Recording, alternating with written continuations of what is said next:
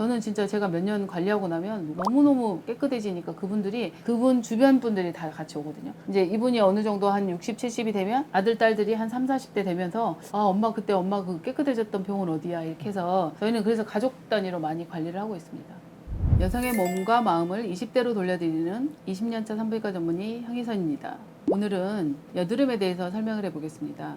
사실 산부인과에도 다낭성 난소증후군, 또 청소년들 성인 여드름 이런 식으로 얼굴에 여드름이 나서 산부인과 진료를 먼저 받으러 오신 분이 많이 있습니다. 이유가 뭐냐면 생리가 불규칙하고 자궁이 문제가 있다 이래서 오는 경우가 참 많아서 산부인과 환자들 중에 여드름 환자들을 많이 보게 되면서 여드름도 질환인데 이거를 어떻게 할 수 있을까 해서 염증 있는 여드름을 제가 관리를 하게 되었습니다. 제가 해보니까 중학생들, 고등학생들 결국은 이 여드름 관리가 30대에 넘어서 얼굴 기미를 형성하기도 하고 잡티를 많이 만들어내거든요. 청소년기의 여드름 피부 관리가 엄청 중요하더라고요. 진피층에 있는 균하고 염증 조직을 다 레이저로 다 녹여서 빨아내고 나서 재생시키는 요법을 했더니 한 번으로도 저희 병원은 상당히 결과가 좋아서 여드름 치료 클리닉도 하고 있습니다. 지방이 좀 많은 친구들 그리고 남자애들 중학교 1학년 들어가면 얼마나 남성 호르몬이 많이 분비할 때예요. 그래서 온 얼굴에 뭐 다 골랐어요. 다 피자나 치킨을 좀 많이 자주 사 먹이다 보니까 성장은 잘 했는데 여드름 피부 때문에 되게 심해서 왔었는데요. 그 친구 같은 경우는 일회요법으로도 엄청 많이 좋아졌는데 제가 이제 그랬죠. 고2 때 정도 와서 한 번 더 해라. 고2 정도 되면 또 가장 피크로 올라오거든요. 그런 케이스가 있었고 여자분들 중에는 중학교 때 여드름이 있던 친구들이 생리가 좀 불규칙해지면서 야즈라는 호르몬을 좀 먹이게 되면 생리도 규칙적으로 변하면서 얼굴에 있는 여드름이 좀 많이 사그라들거든요. 20대 애들 중에 이제 호르몬 먹는 게 좀 싫다 이런 친구들은 와서 레이저 일회요법으로 하고 나면 꽤 피부도 좋아지고 많이 좋아지고 있습니다.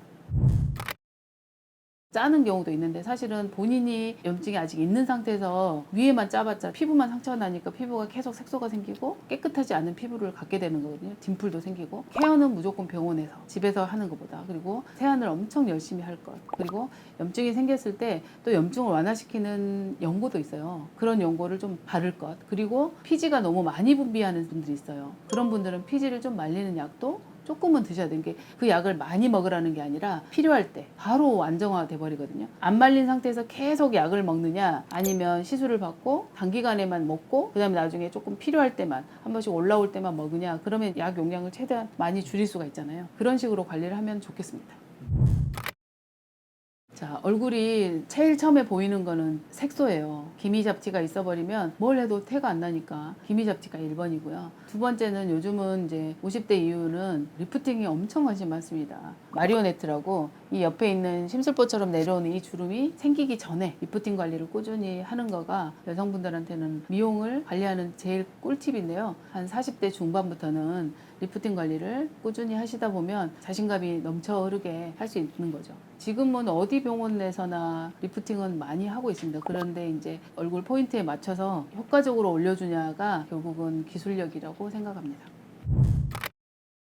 적은 비용으로 차츰차츰 관리를 하는 게 좋을 거냐 너무 우울해진 다음에 와서 했을 때 왕창 할 거냐 이거에 이제 차이가 있다고 봅니다. 출산 후가 질 관리가 엄청 포인트거든요. 질 관리를 안 했을 때 남편과의 사이가 안 좋은 20년을 사는 것보다는 관계 개선을 계속 지속시킬 수 있고 서로에게 섹스 어필을 할 수 있으려면 여자분이 먼저 나서서 임신 출산 후에 늘어지거나 처진 부분들을 개선을 시키면 본인도 자신감이 생기고 남편도 더 좋아할 수 있고 이런 관리를 여성분들이 먼저 시작하는 게 좋고요. 일단 1번은 아래쪽을 관리를 좀 시작하고 40대 중반부터는 얼굴까지 관리를 시작해서 기본기부터 먼저 잡아놓으면 나중에 너무 무너지진 않거든요. 그러니까 색소도 마찬가지. 저는 한 17년간 색소 관리를 하고 있는데 피부 색소를 처음 생겼을 때 뽑는 거랑 시간이 지나면서 뽑는 거랑 차이거든요. 예를 들면 색소는 깊어지고 넓어진 만큼 더 빠지지 않아요.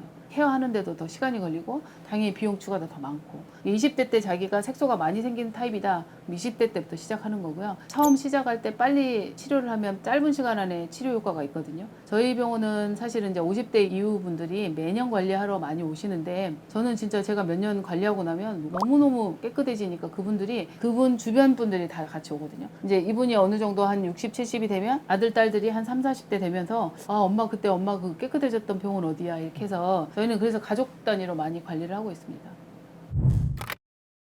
자, 얼굴이나 외음부, 소음순도 마찬가지예요. 피지가 뭉쳐서 결국은 염증이 생기면 피지낭이 되는데 여드름도 마찬가지예요. 피지가 안에서 골마서 결국 여드름화 되는 거거든요. 얼굴이나 외음부나 여자분들은 정말 이런 염증 때문에 시달리거든요. 얼굴은 닿거나 이러지 않아서 아프지 않은데 외음부는 아파서 와요. 아파서 올 때는 사이즈가 되게 많이 커 있고 째서 다 짜서 꿰매야 되는 경우가 많거든요. 근데 외음부도 또 그대로 놔두시는 분들도 있어요. 그냥 왜냐면 이걸 보여주기 싫으니까 계속 놔두다가 어떻게 되냐면 완전히 단단해져. 그래서 피부가 오돌토돌하니까 좀 자신감도 없으신 분들이 많거든요. 이게 외음부가 좀 잘 곱는 분들은 사실 외음부를 피부과에 가서 보여주기는 어렵거든요. 근데 산부인과 가셔서 보여주면 선생님들이 필요하면 째고 다 짜주니까. 그래서 여드름은 그냥 얼굴만의 문제가 아니다. 온몸에도 다 있는데 특히 외음부에 있는 여드름 염증이나 피지낭이나 이런 거는 산부인과를 좀 가시면 더 잘 치료가 되실 것 같습니다. 예전부터 내려오는 청춘의 심볼인 여드름이 이제는 치료의 대상이 되고요. 이 염증이 방치하거나 이러면은 색소나 딤플, 얼굴이 패이잖아요. 그래서 나중에 얼굴 형태나 이런 게 되게 안 예뻐져서 그때 고치려고 할 때는 좀 늦는 경우가 많습니다. 청춘의 심볼을 지금부터 사춘기부터 또 필요한 시기 때 빠른 치료가 결국은 색소도 안 생기게 하는 지름길입니다. 지금까지 펠리체에서 하는 여드름에 대한 치료를 설명드렸습니다.